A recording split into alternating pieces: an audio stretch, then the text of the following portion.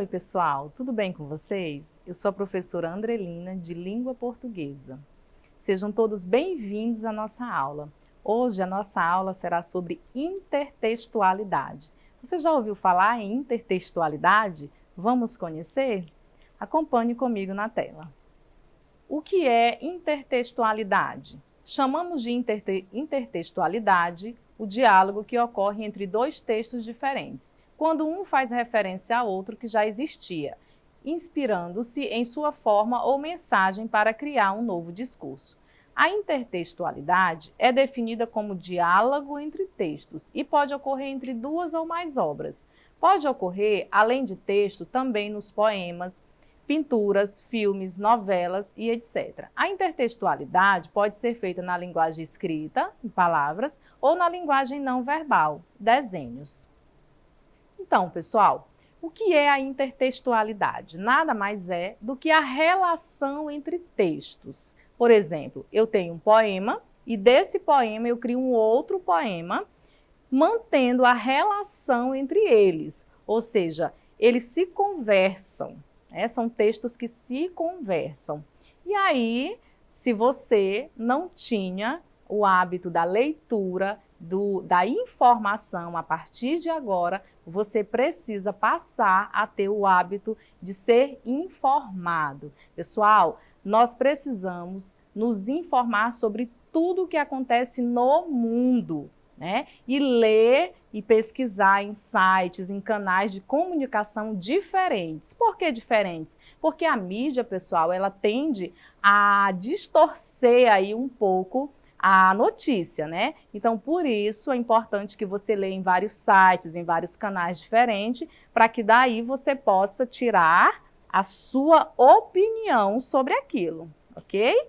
Acompanhe aí na tela comigo. Nós temos aí na tela um exemplo de intertextualidade.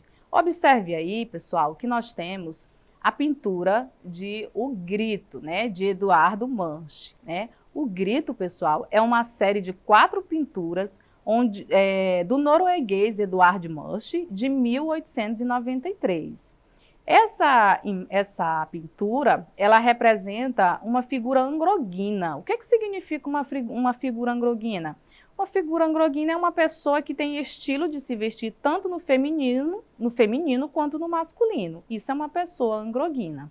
E o grito aí, pessoal, representa um momento de profunda angústia e desespero, né? Você observa aí na figura, nessa pintura, a gente consegue ver bem, não é?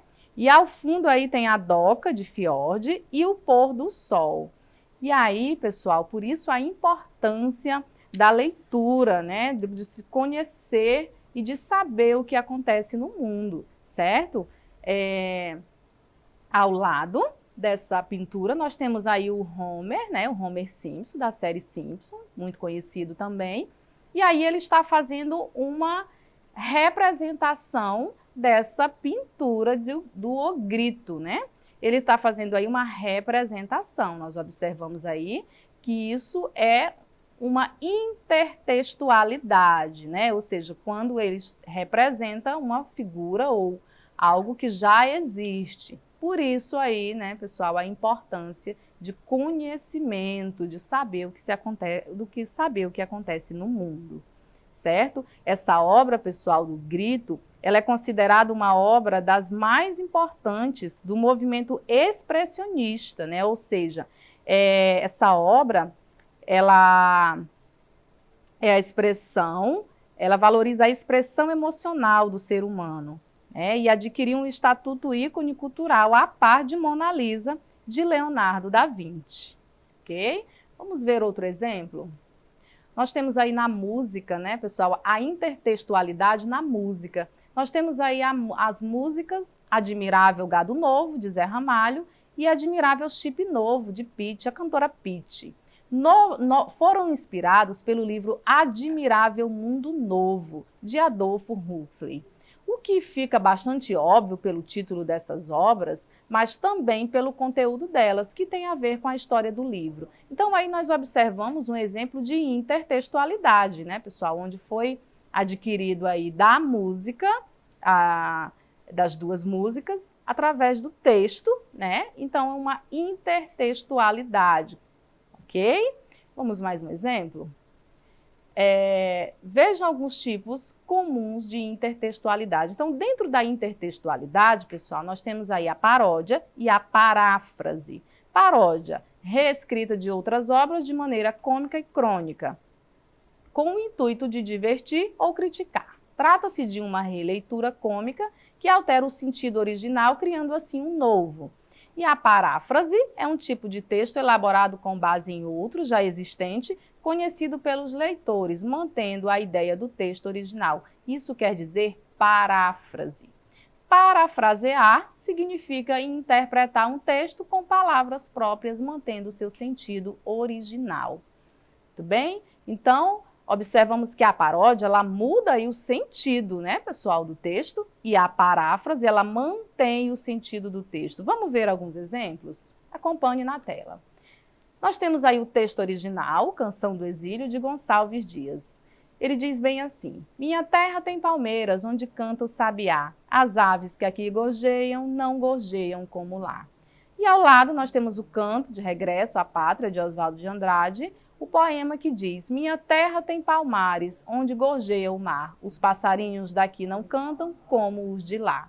No poema de Oswaldo de Andrade, a intertextualidade implícita, já que recria o poema de Gonçalves Dias por meio de uma paródia. Então, nós observamos aí, né, pessoal, que a paródia, ela muda o sentido do texto. Por isso, vale ressaltar mais uma vez a importância da leitura, do conhecimento, né, que aí você vai, se ele está implícito e você não conhece o texto de Canção do Exílio, vai ficar um pouco difícil de você entender, ok? Vamos ver outro exemplo? Nós temos aí Europa, França e Bahia, de Carlos Drummond de Andrade. Meus olhos brasileiros se fecham saudosos. Minha boca procura a canção do exílio. Como era mesmo a canção do exílio? Eu, tão esquecido de minha terra, ai, terra que tem palmeiras, onde canta o sabiá. E o texto, né, Canção do Exílio, ao lado, minha terra tem palmeiras, onde canta o sabiá. As aves que aqui gorjeiam, não gorjeiam como lá. No poema de Drummond, a intertextualidade explícita ao usar uma paráfrase para se referir ao mesmo poema de Gonçalves Dias. Então, nós observamos aí, né, pessoal, que é uma paráfrase porque está explícito, né, não mudou o sentido do texto, né, e houve aí uma intertextualidade, ok? Vamos mais um exemplo? Nós temos aí a Mona Lisa, a famosa Mona Lisa, né? E ao lado nós temos ela também, mas aí de uma forma bem diferente, né, pessoal? Podemos perceber a melhor diferença entre paródia e a paráfrase, na medida em que a segunda imagem observamos o tom humorístico e crítico envolvido. Assim fica claro que a ideia original foi alterada, por isso trata-se de uma paródia. Então nós observamos aí, né, pessoal, nessa imagem, que a paródia, ela muda o sentido do texto. Você observa que no fundo ela mudou aí, né? Ela está bem mais moderna, né? A própria Mona Lisa também está aí com outra roupa, né? Isso para provocar o humor mesmo, né, pessoal?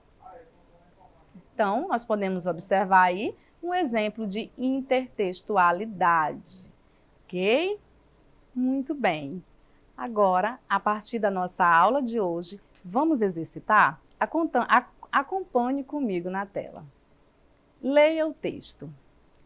Horta de elite. Se não for hortifruti, pede para sair.